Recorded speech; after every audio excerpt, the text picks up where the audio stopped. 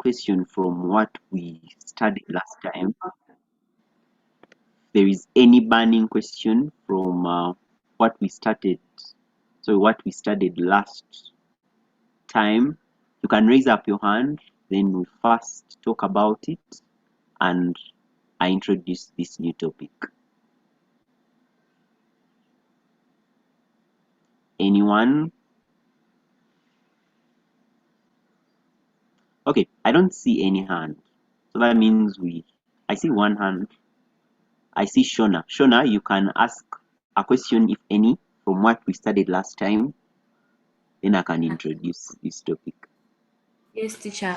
I kind of get confused with the groups. Which one has the activity increasing down the group and increasing up the group? Because I confused those two. Okay, thank you very much, Shona. I'm going to answer that question and then we can start. Let me try to write something on my screen. Let's go to metals. Metals have groups 1, 2, and 3. I also put 3. Okay, now for metals, we said they react by donating electrons because all metals ionize by losing electrons, if you remember the definition of metals. And the bigger the metal, the easier it will be for that metal to lose electrons. And we know that as we move down the group 1, group 2, group 3, these are metals. As we move down the group, the size increases, meaning that the ability of those metals to lose electrons will be increased. Therefore, I can say that reactivity increases down the group for metals. And metals, that is group 1, group 2, and group 3. Again, let me go to non-metals. Non-metals, we have 5, we have 6, and we have 7. 1, 2. Again, for non-metals, if you remember the definition or understanding of non-metals, we say non-metals react by gaining electrons. They ionize by gaining electrons. And the smaller the size, the easier it is for that non-metal to gain an electron. The bigger the size, the harder it is for that non-metal to gain an electron. That means that for non-metals, as we go down the group, since the size increases, it becomes hard for these non-metals to gain electrons. That means their reactivity decreases down the group. Shona, have I answered your question? Yes, thank you. You're welcome. Okay, let me introduce this topic. We have 1 hour. I need us to use it productively. This is a very interesting topic because you're going to use chemical formulae forever. If you're dealing with chemicals, you're going to use equations forever. Even after studying, you'll be buying medicines for your daughters, for your sons, even for yourselves. And all pharmaceutical drugs, they have some chemical formulae written on those I'd say packaging. So that means you need to have some chemistry to even know what you've bought, because you may buy Panadol and they give you something different if you don't know the formula. So I need us to know that we need to apply this in everyday lives. It is what we use every day. So let's be so attentive and we get the principles needed. So the chemical formula of a compound, or chemical formula of compounds, we have two things. We have a symbol of an element and the numbers that show the ratio in which those different atoms combine together. When I say symbols, I remember we wrote like the symbols of the first 20 elements. So when I say a symbol like sodium, I expect you to think of sodium. Sodium is a symbol for sodium. Magnesium. magnesium, this is a symbol for magnesium. But we say that if we have symbols and numbers, those numbers show the atoms present. Let me take an example of water, the water that we drink every day. It is H2O. I'm going to use this example later. This H represents it is a symbol for hydrogen. Oxygen, that is the symbol. O is the symbol for oxygen. Then this 2 represents that hydrogen has 2 atoms, or water has 2 atoms of hydrogen, and oxygen has 1 atom. Sorry, water has 1 atom of oxygen.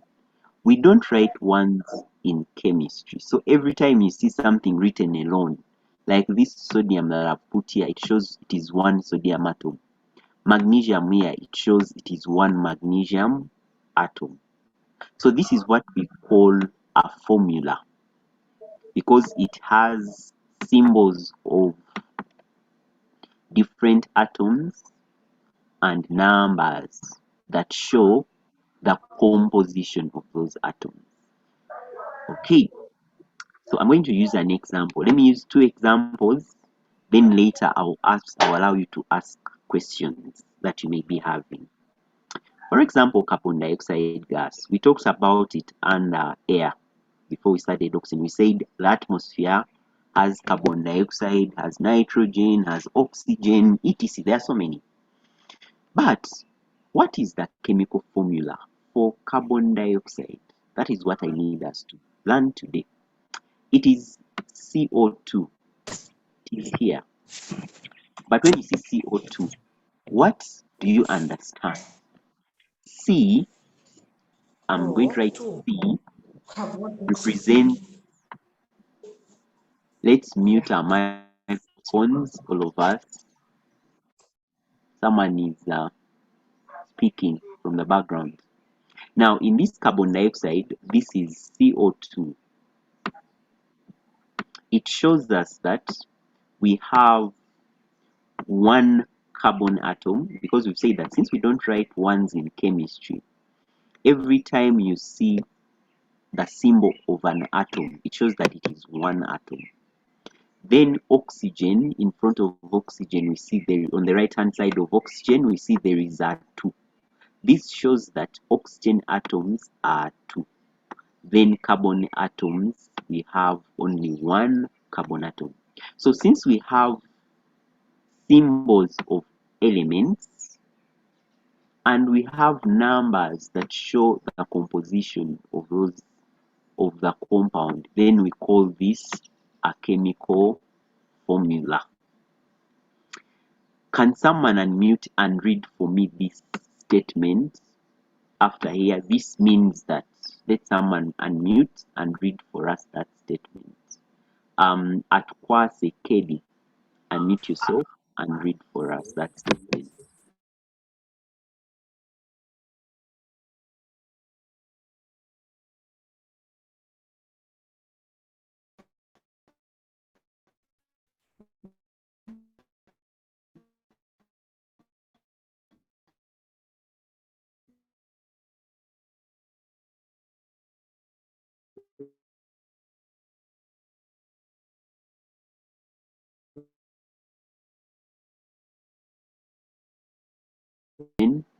And 1 atom of oxygen. It will never change. That's why we've said those ratios are constant. This carbon dioxide, again, you can never have C2 then O6. No. 1 and 2. This ratio here, carbon atom 1, oxygen atom 2, that ratio will always be constant. So for every formula that you see with 1 carbon atom and 2 oxygen atoms, it means that it is carbon dioxide gas. Sometimes you can be reading textbooks and they forget and write O2 and C. It is not right, it is not correct to write it in this way. But still, since it is this ratio of 2 oxygen atoms and 1 carbon atom, you need to remember that this ratio is only for carbon dioxide gas. Yes, this person wrote it badly, because carbon should come first, followed by oxygen. But again, it cannot be something else because the ratio is 2 oxygen atoms and 1 carbon atom. So it remains carbon dioxide gas. Okay, let me do these two numbers and then I will ask you to raise up your hands and ask questions. Excuse me, teacher. Yes, go ahead. Teacher, so does it mean that if, let me say, I'm in an examination and let me say I'm writing carbon dioxide and I write O2C, will they mark me correct or they will mark me wrong because I never started with the C? The carbon. Yes, we will not mark you correctly because you're not correct. The order of the atom is wrong, but we'll still know that it is carbon dioxide, just that it's written wrongly. But when I see this, I cannot think of like carbon monoxide or a carbonate. No, because those ones have different ratios. I'll still get to know that you're looking at 2 oxygen atoms and 1 carbon atom, which is carbon dioxide, but I will tell that this person wrote this wrongly, but she was meaning this. Okay, you sort your questions, then I'm going to give you some time, then you can ask as many questions as you can. Now, in many equations, you find that you have a number on the left hand side, this one here, 4. I need us to be careful. We say that the number on the right hand side, we say that a subscript from ICT, C1O2, this is a subscript. It means that this means that there are 2 oxygen atoms. This means that it's 1 carbon atom. So this number represents the number of atoms of this element here. But we can have another number on the left hand side. Let me put a 4. Let me clean this screen of ours. Then I write a 4. So you need to get the difference. What is the difference?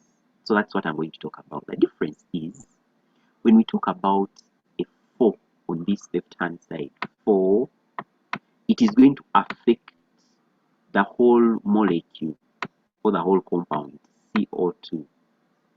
Me, I'm putting brackets, but of course in equations we don't put these brackets sometimes or all times. This 4, since it's on the left hand side, it will affect the whole formula of the compound. That means this 4 will affect carbon atoms. This 4 will also affect the number of oxygen atoms. So in simple terms, carbon atoms, since here we had 1, it will be 4 times 1, which will be 4 times 1, making it 4. That is for this carbon atom, since there is a 4 on the left hand side. Again, this oxygen, this is carbon. This oxygen will be affected also, since there are 2 oxygen atoms, and we put a 4 outside, and we know this 4 will affect everything inside this formula. We will have 4 oxygen, will be having 4 times 2,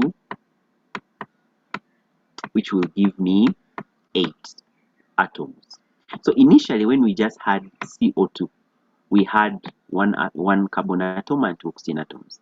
But when you put a 4 on the left hand side, we have now 4 carbon atoms and 8 oxygen atoms. The only thing that you need to know is that this 4 that has been put on the left hand side has not changed the compound. The formula has remained the same. So we still say that we have carbon dioxide, but now we say we have 4 molecules of carbon dioxide, or we have 4 compounds of carbon dioxide. That's how we read it.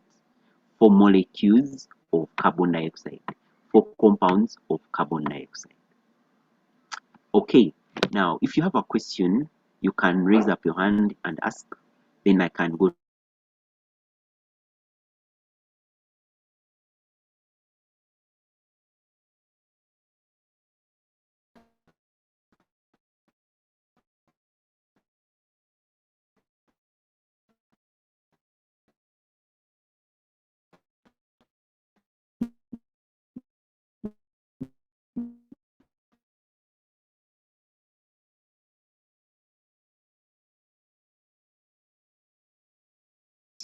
It is not important for you to divide because a 4 is outside, meaning it has not affected this one, it has not affected this two, because we cannot write this. Oh, sorry, let me tell you this. We cannot write it like this.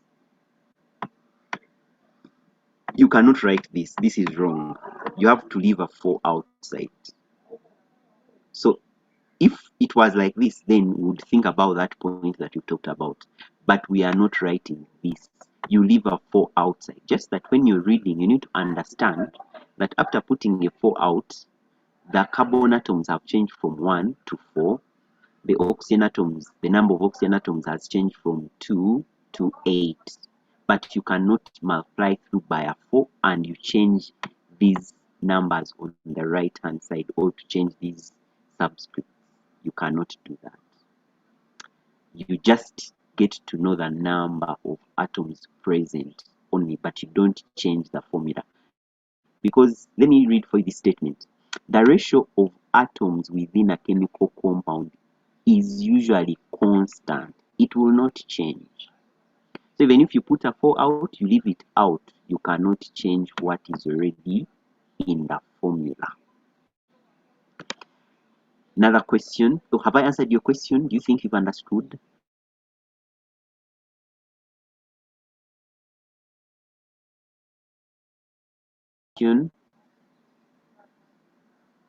I see that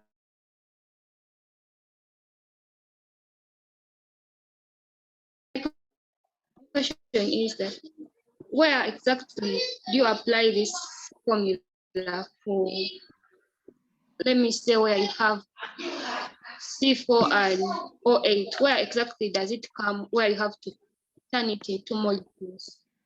Oh, thank you.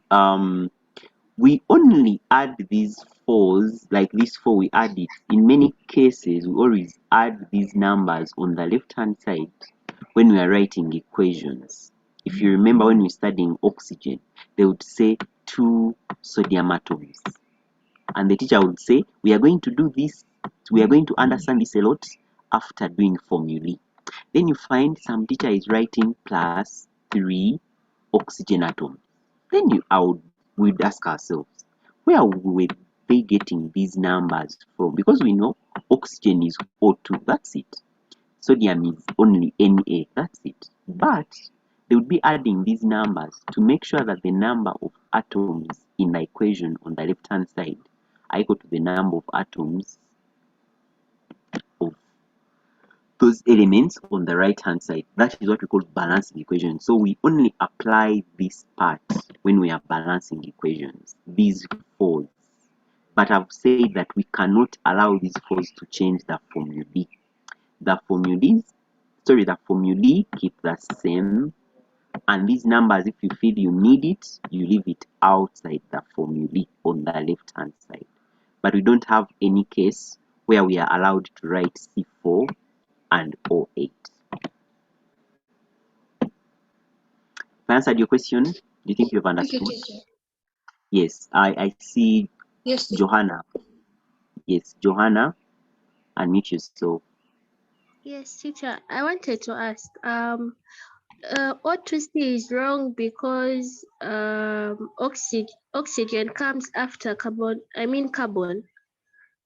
Is it that? Repeat your question. Because is it the order of elements that determines which one comes after, or it's just it's just wrong to write O2C? Oh, we always follow. Maybe I'm going to give you a simple way of getting them. We always try a lot to follow groups. Group 1, group 2, group 3, group 4. You see, like carbon is in group 4, oxygen is in group 6. So carbon comes first, oxygen comes next. So we, in many cases, we try to follow groups. Those that come first, they are written first. For example, if you have a metal and a non-metal, metals are in groups 1, 2, 3. Non-metals are in 5, 6, 7. So metals come first, non-metals come second. Sorry, after metals. So in most equations, they use the order in their groups. Those that come in lower groups are written first. Those are metals. Those that are in upper groups, non-metals, they are written second. That's why we said, yes, here the formula is fine, but oxygen has been written first and carbon next, which is not right.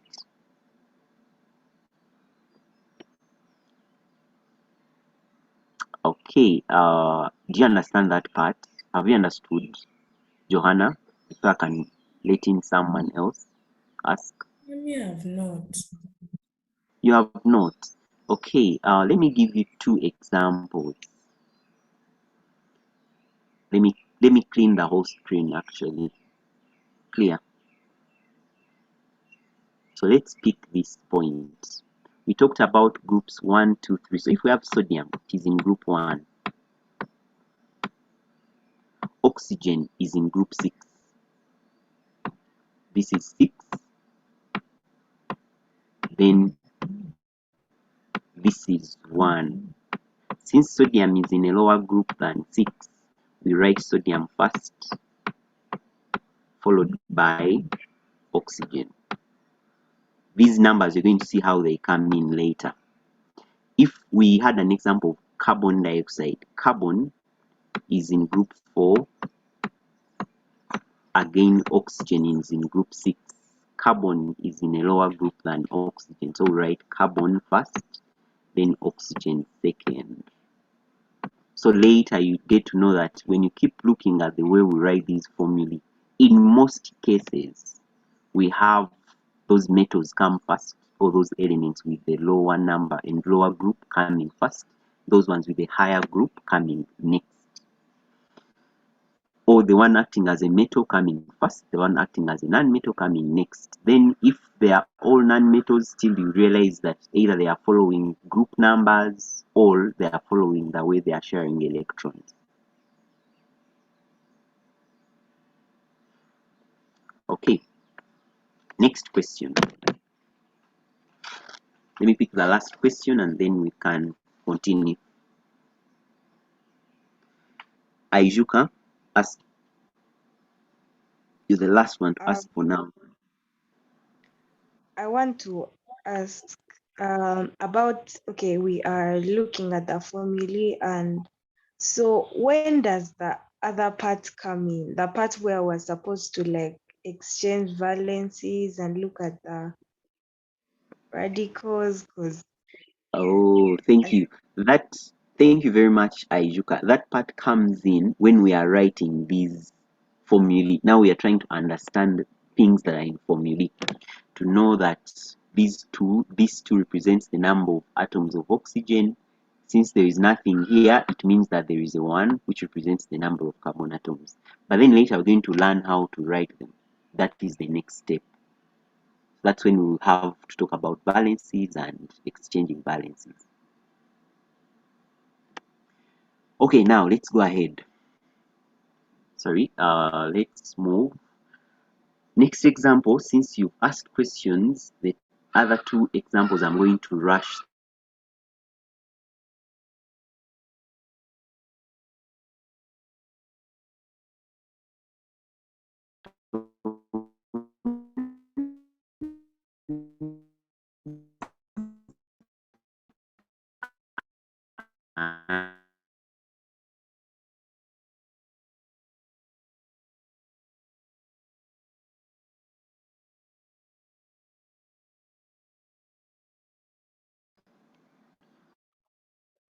See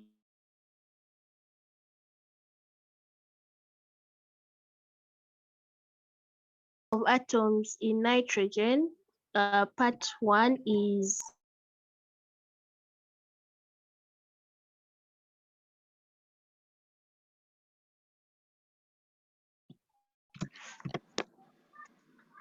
Okay, hold on.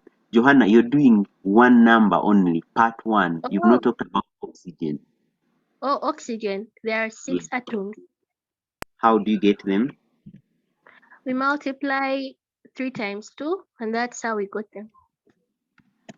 Thank you very much. Can someone do part 2? Someone who is not Johanna. Let me see hands. I need Michelle. Michelle, unmute yourself and do number 2. Number 2, the number of nitrogen atoms, that there are 2, and then the number of hydrogen atoms, there are 6, because we multiplied the 3 times the 2. How do you get them, Michelle? The hydrogen atoms, we got them by multiplying the 3 times the 2. And the nitrogen atoms, we got them by multiplying the 1 that's not there, but there, times the 2. So 2 times 3, which gives us 6. Okay, students, do you have any question before I leave that part? Any question on how we calculate the number of atoms in a formula? Okay, so let me talk about radicals briefly. Radicals. Now, radicals, we say this is a group of atoms. When I say group of atoms, that means we have more than one atom. Though sometimes we have a few cases where we have one negatively charged atom with a charge. We say those are ions, but we'll talk about those later. Now, the challenge with these ones is one, they cannot exist on their own. They cannot exist on their own. Let me put a color here. But they only exist when they are combined with other compounds or with other atoms. It can be that exist in several compounds but do not exist on their own. There is an example here. If we have calcium carbonate, actually it is impossible to go somewhere in air and you find a carbonate. A carbonate is like this. Its valency is 2. We are going to talk about it later. For now, let me leave it out. We're going to talk about valencies later. But a carbonate is. Can someone read for us how many carbon atoms are in a carbonate? How many oxygen atoms are in a carbonate? Need to see if we are moving together.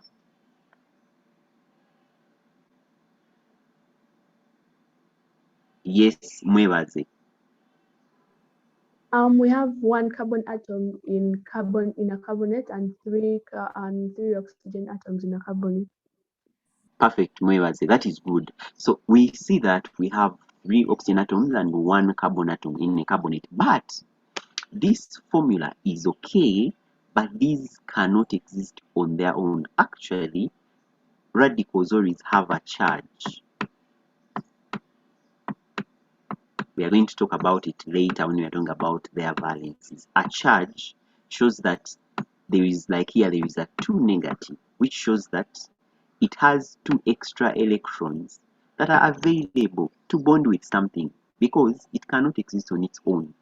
So it needs those neighbors to share with the available extra electrons. If you remember from bonding and ion formation, that when you see a 2 negative, it shows that they are extra electrons. When they are positives, we say that means they are extra protons. So these radicals, the reason why they cannot exist on their own, they have those extra electrons or extra protons, and they are very unstable. So what they do, we get calcium, and calcium takes away the extra electrons and then this carbonate becomes stable. So in the environment, actually calcium carbonate is even like a rock. It's called even limestone, more like limestone. It's some part of a rock. So in life, you find it as calcium carbonate, but you cannot find the carbonate alone because they are unstable on their own. They only exist when they are combined with other compounds or other elements. So for example, say calcium carbonate. In calcium carbonate, the radical is a carbonate and calcium is the metal. If you remember that periodic table, calcium was in group 2, which is under metals. The carbonate consists of carbon and oxygen atoms which are chemically combined together. I'm trying to bring out those points of a radical. The carbonate cannot exist on its own, but it is normally found in combination with other atoms in compounds. For example, in our case here, it has been combined with a carbonate. It can be combined with magnesium. That will give us magnesium carbonate. This can exist. It can be combined with something else, zinc carbonate.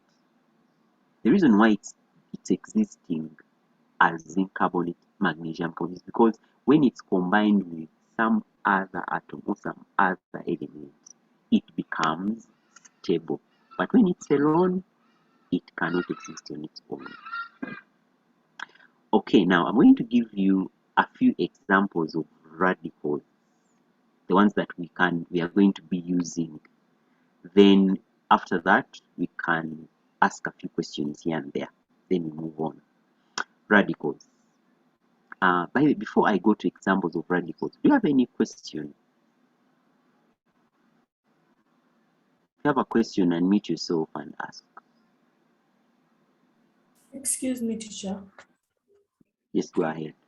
Teacher, I wanted to know, is the valency of radicals like it is this, like there is no way you can find it, or is there somewhere you can find it? Repeat your question. Sure, I was asking that is there any way you can find the valency of a radical, or is it a standard, I don't know, valence? Do they have standard valence? Like there is no way of finding it, like it's given, it's that there is no formula for finding it. Oh, okay. Thank you. I hope my network was on and off. I was hearing in bits, but from what I've heard you saying, radicals have specific valencies. The only thing that you need to know is to practice, to understand, so that as you keep them, you get to know them, but they cannot change. If it is a carbonate and the valence is 2, that's it. The valence is 2. It is a nitrate, the valence is 1. It remains 1. That's it. Have I answered your question? Or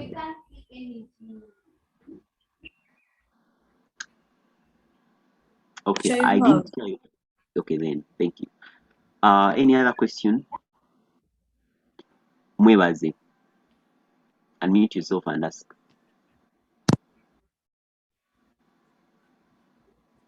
Teacher, I left my hand up by mistake, sorry. Okay, Daphne Namugao. Teacher, the valency of the radicals, is it depending on an atom after combining with another atom, or an atom when it's alone? Oh, it is dependent on the 2 atoms after combining. Later, when you keep studying chemistry in future, you see how they come. But now when I go into how they come up, it's very a little weird.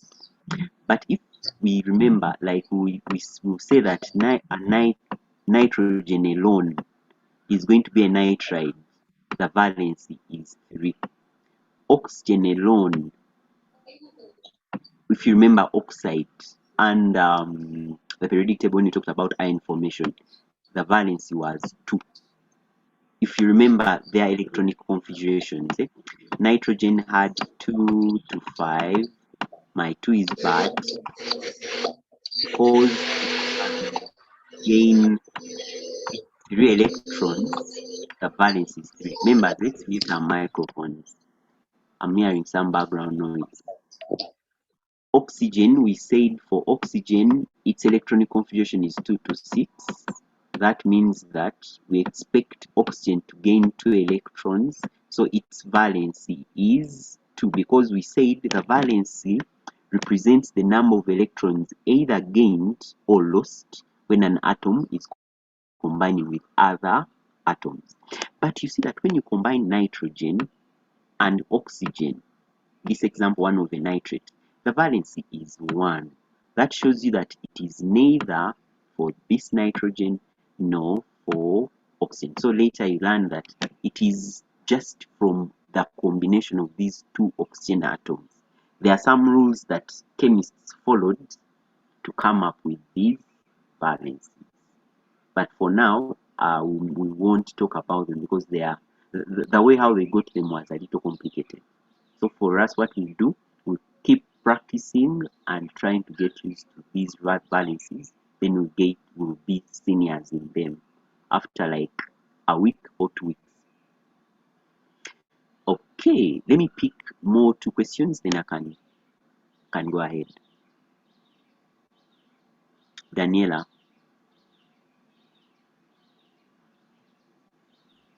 Teacher, sorry to take you back, but I haven't understood how we get the number of atoms. Daniela, number of atoms in the formula.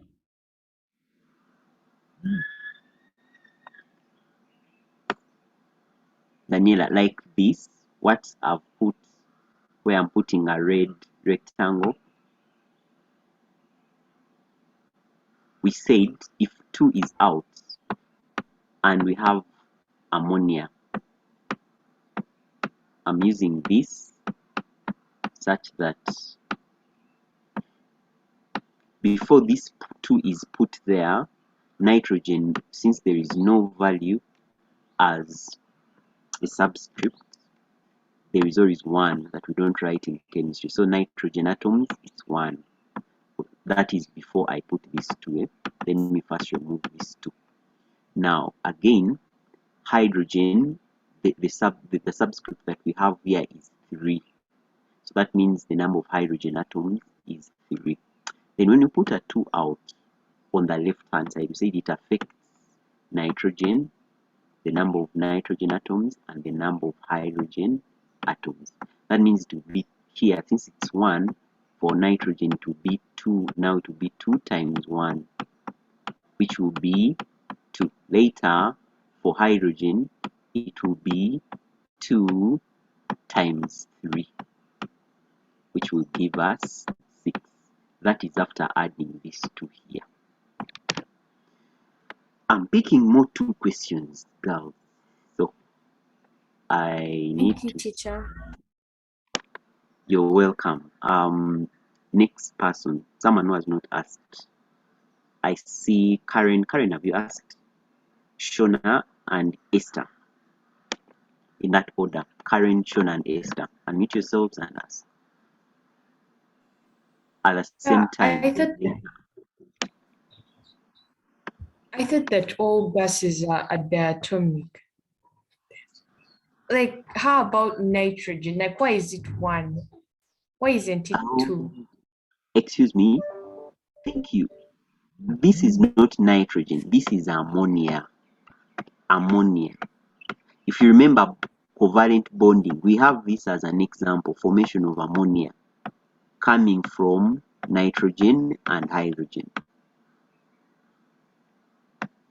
So gases that are diatomic, when you read very well, they are those molecules of non-metals. But later, these non-metals combine with other non-metals, or non-metals combine with other atoms. Those, after 2 or more atoms combining together, things change. But if it is nitrogen alone, true, you're correct, it's diatomic. it is oxygen alone, yes, it is diatomic. If it is chlorine alone, true, it is diatomic. But later, when we start forming compounds like ammonia, it is from nitrogen and hydrogen, so they change. Next question. Mr. Juna, in addition to that, Mr. Juna, Yes. In addition to what she has asked, elements being diatomic, now there are three issues which students are likely to confuse while writing formula of compounds. One is that the elements have valences, which are derived from the electronic configuration, valences. Then two, as she has said, some non-metals are diatomic. Some elements are diatomic. Now that diatomic is not related to the valence. It simply means an element can exist in two atoms when two atoms are combined together. So it is not related to the valence. Then three, it is when these elements are in compounds, like water you are talking about, like ammonia you are talking about. These ones, they don't use diatomic, they use valences. So they should not, they will later on, they will be able to differentiate between the two, that there are some elements which are diatomic, but once they are diatomic, you don't use those diatomic numbers as their valences. The valences can only be derived from electronic configurations. Then the valences of radicals, you have to get them. Their way of deriving them is a bit complex for you, for radicals only. For some elements, there are even some elements which you may not, which we don't study. We study the first 20 elements, write electronic configuration for the first 20 elements. But remember, the elements are many, up to about 103. So a few of them, you also have to get a way of getting the valences. For radicals, make sure you practice. Otherwise, you can continue, but they should not confuse the diatomic and valences. Thank you. Thank you very much, Mr. Bagambisa. So I think you've heard very well, loud and clear. I'm going to pick the last question, then we can go back to radicals, that list of radicals. Yes. Any other question? Yes. Excuse me, teacher. Yes, go ahead. Yes, I was asking that, is there any formulae where the metal that is combining with the radical has like a number besides one, or is it always going to be one? Oh, thank you very much. Metals have very many numbers, but we always focus on 1, 2, 3, and some of them can have 4. If you remember, we said all elements in group 1 have a valence of 1 and they are metals. All elements of group 2 have a valency of 2 and they are metals. All elements of group 3 have a valency of 3 and they're also metals. Then later we said we have elements in group 4 which can be metals sometimes. Other times they are not metals. They also have a valency. They have a valency of 4. Some of them can have a valency of 2. We're going to be writing silicon 4 oxide because silicon has a valence of 4 and it behaves also as a metal. Then later we're going to talk about transition elements. Remember in your periodic table there was some section of transition elements. They can also have 4 and more numbers. So to answer your question, it is not only one. There are very many valences that metals can have. Okay, that was the last question. I'm also going to teach, then I'll allow more like 3 more questions to come after my explanation. So for nitrates, the only thing that I need you to pick now, it is the number of atoms in every radical and which atoms are in a radical. So let's start. Let me get the first one is a nitrate, ATE, nitrate. We have 1 nitrogen atom and 3 oxygen atoms. The valence is 1. Nitrite, one nitrogen atom, two oxygen atoms, and the valence is 1. Hydrogen carbonate, one hydrogen atom, one carbon atom, and 3 oxygen atoms. The valence is 1. Sulfate, carbonate, hydrogen sulfate, sulfide. Now we check, there is this sulfide. It is 3 oxygen atoms, 1 sulfur atom. Hydroxide, 1 oxygen atom, 1 hydrogen atom. Sulfide, 1 sulfur atom. The valence is 2. Chlorates, 1 chlorine atom, 3 oxygen atoms, and valence is 1. Ammonium, 1 nitrogen atom, 4 hydrogen atoms, and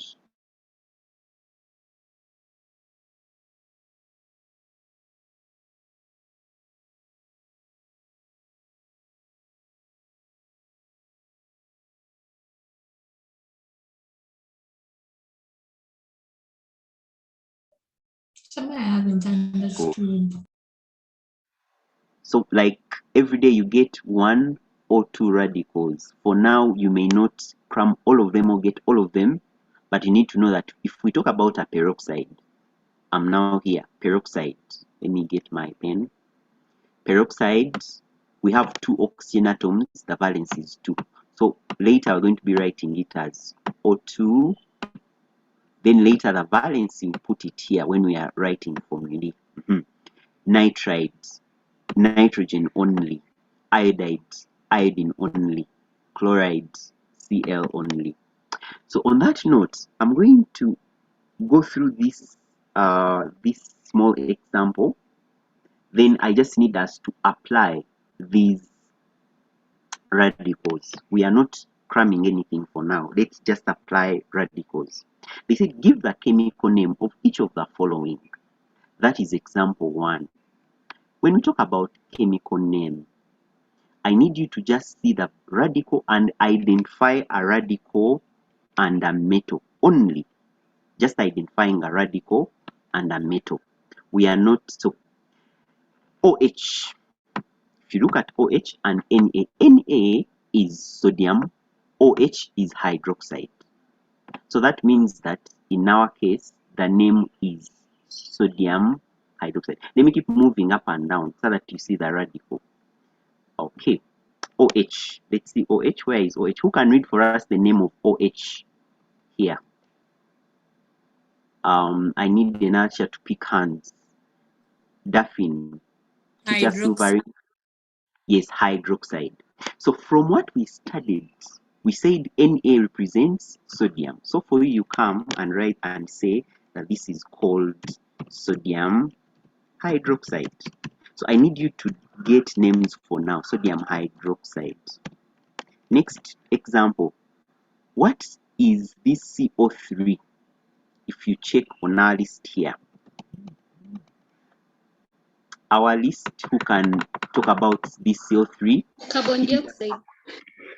O3. It is a carbonate. Thank you. So when you come and if you remember, perfect. From what we've been studying, Z and N represents zinc. So we just say that is zinc carbonate. Now, if we have the Ba represents barium. That was in group 2 of the periodic table. But what is NO3? If we look at our list of radicals, unmute yourself and tell me the name. It is here, number 1. Nitrate. So we write. So what am I meant to write? Can someone tell me what to write? Barium nitrate. Barium Barium nitrate. nitrates. Thank you. Now we go to this NH4. What is NH4? Let's go up. It is here. What is NH4? Ammonium. Then what is a sulfate? Sorry, what is I've already said it's a sulfate. SO4, that is a sulfate from here. Where is it? Ammonium This is sulfide. Ammonium sulfate. Sulfate here. So we just combine them. It is then we say that is called ammonium Sulfate. other numbers, we're going to get the work, and that it will be exercise. Now, let me go to example 2. I'm going to be doing a few of them. Mr. Ajuna, Yes. your time is up, so you should be winding up. 11:29. Okay, girls, I see it's already 11:29. In case you have a question, ask your question. Then we start from example 2 next time, and we start forming our formulae. Now we can see them, they are written here. We don't know how they are being formed, but in the next lesson, we will form them ourselves, and we start writing equations and balancing them. Any questions? All right. So thank you, Mr. Ajuna. I just want to also make an announcement that people who logged in using their emails, which are not Gaza High School emails, are going to be removed. Kindly take notes, dear students. I've seen some of you without that logged in using other emails. Those ones are going to be disabled. So make sure that you go and log in using your Gaza High School email. We shall approve it. Okay, I'm in the process of approving. After about 2 or 3 days, you might have problems and you might be disabled. Kindly take notes, students. Over to you, Mr. Ajuna, maybe to Thank you very much, Mr. Bato. Mr. Wagambisa, you had something to say? Yes, someone was saying she has not understood, just like about the principles of radicals. Just like they know the elements, they know zinc is Zn, they know sodium is Na. It's because they have been dealing with those elements, they have been meeting them quite often. They also need to practice the symbols of radicals. With the time, by the end of this topic, they would have got them. It is just like a song, singing a song. You just don't sing the stanzas once or the 3 and you get them. You have to practice about 3-4 times, or even a week, or even 2 weeks. So they have, by next lesson, let them try to revise through, so that when we ask what is the symbol for hydroxide, they know that is OH. What is the symbol for carbonate? CO3. So it is a matter of practicing these symbols and their valencies. We hope they will pick them. Otherwise, they can ask their last question. Thank you very much, Mr. Bagambisa. Do we have any more 2 burning questions? 2 or 3 burning questions? Then we can close our lesson.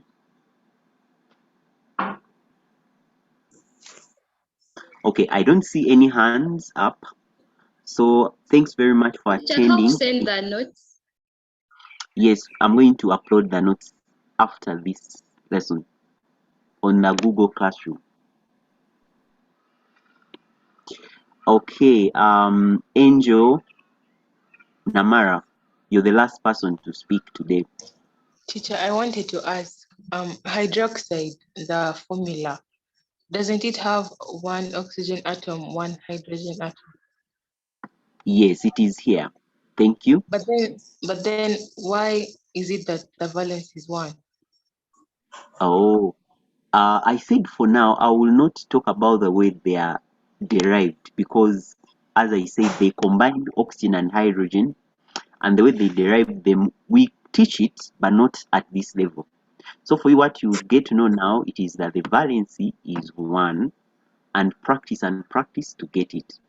But with time, like in senior, when you continue with chemistry, we'll be teaching you how they combine these different atoms to get the valencies.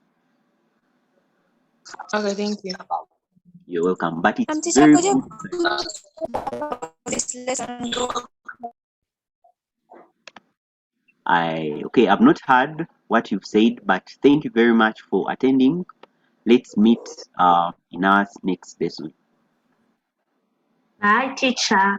Bye-bye. Excuse me, teacher. Bye. Bye, teacher.